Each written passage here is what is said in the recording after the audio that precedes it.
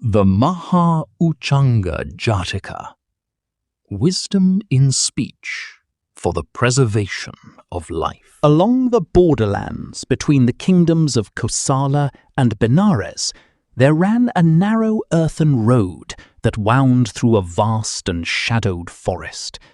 Travellers hurried along it before nightfall, for tales were often whispered of wandering bandits who hid among the trees, preying upon those unfortunate enough to remain after dusk. One evening, a young woman was making her journey home with her family. In her arms she carried her little son close against her breast. Beside her walked her husband, and with them came her elder brother, who had accompanied them part of the way to see them safely through the forest. The last light of day slowly faded behind the dark line of trees. A cold wind swept through the bamboo groves, causing the stalks to scrape together with long, mournful cries. The child buried his face against his mother's chest in fear. "We must leave this forest quickly," her brother said, glancing warily into the deepening shadows. But before they had crossed the next rise in the path, a harsh voice rang out from the darkness. "Stop!" Several armed men leapt from the undergrowth, torches blazing in their hands and swords glinting in the fading light. In a single moment, the four travellers were surrounded. The woman's husband rushed forward to shield his family, but he was struck violently to the ground. Her brother was seized and bound tightly to a tree. The little boy burst into terrified sobs. Then the leader of the bandits stepped forward. He was a large man, hardened by years of violence and lawlessness. His eyes were stern and unyielding. For a long moment, he stared silently at the young woman before speaking. "Tonight," he said slowly, "I shall grant you one choice." He pointed toward the three captives. "Your husband, your child, or your brother. You may save only one." At once the woman turned pale. She looked toward her wounded husband, then toward her crying son, who stretched out his arms and called for his mother through tears. At last her eyes fell upon her brother, the one who had carried her in his arms when she was small, who had protected her throughout her life. It felt as though her heart were being torn apart. The bandits laughed among themselves, certain that no human being could answer such a cruel question. Yet after a long silence, the woman drew a deep breath. Gathering her composure with immense effort, she spoke in a trembling but steady voice. "I choose my brother." The forest fell silent. One of the bandits cried out immediately, "Have you lost your senses? You would not save your own child?" Another mocked her harshly, "Or do you not love your husband?" The woman closed her eyes. Tears streamed down her cheeks as she answered softly, "I love them all. But if my husband should die, perhaps one day I may find another husband. If my child should die, perhaps one day another child may be born to me.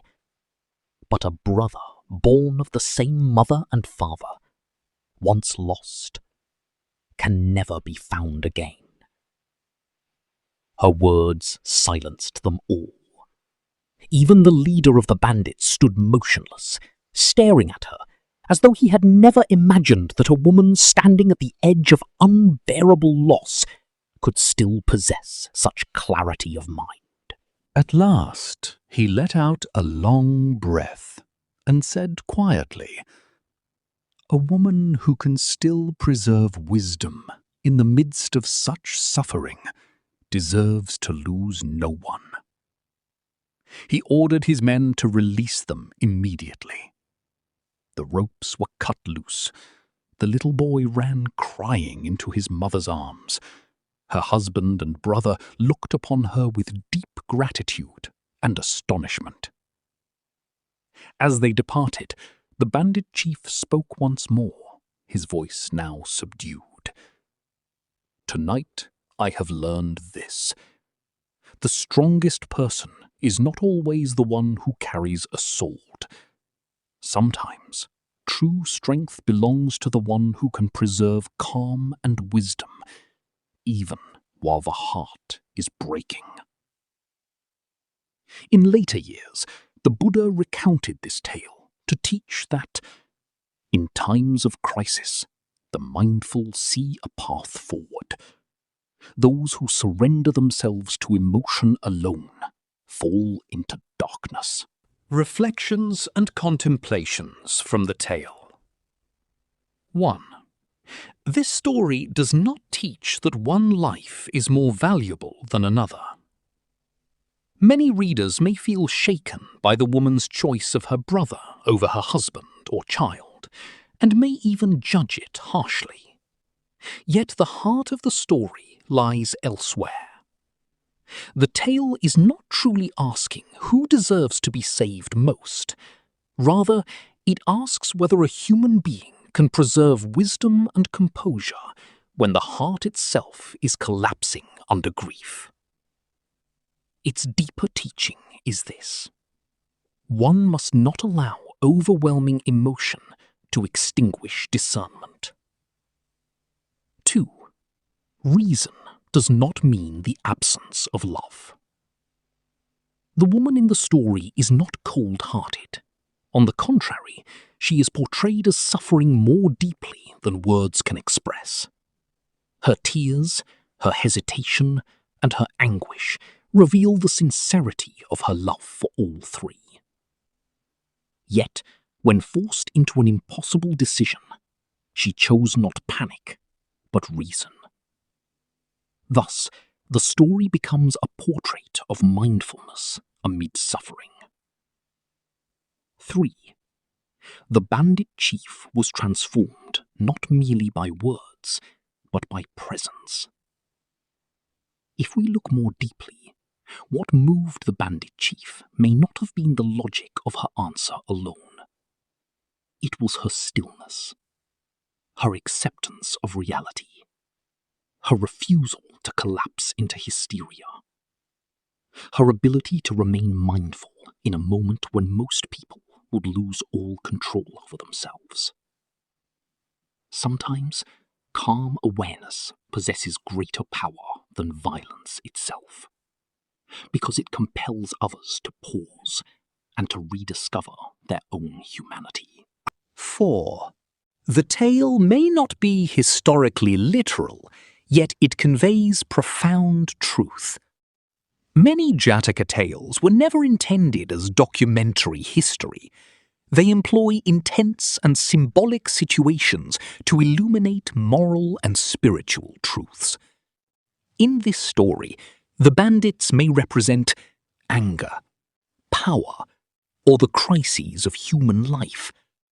The woman may symbolize mindfulness, wisdom, and the refusal to be conquered by emotion. Thus, the factual reality of the event is less important than the truth it seeks to reveal. 5. The story invites reflection, not blind agreement. Some readers may agree with the woman's choice. Others may strongly disagree. Neither response is wrong. For in the Buddhist way of learning, wisdom does not arise from unquestioning belief, but from contemplation, careful reflection, and the willingness to examine many perspectives. Therefore, the true value of this tale may not lie in answering the question, whom should one choose, but rather in asking, If life were to press upon us in our darkest hour, how much mindfulness and wisdom would we still be able to preserve?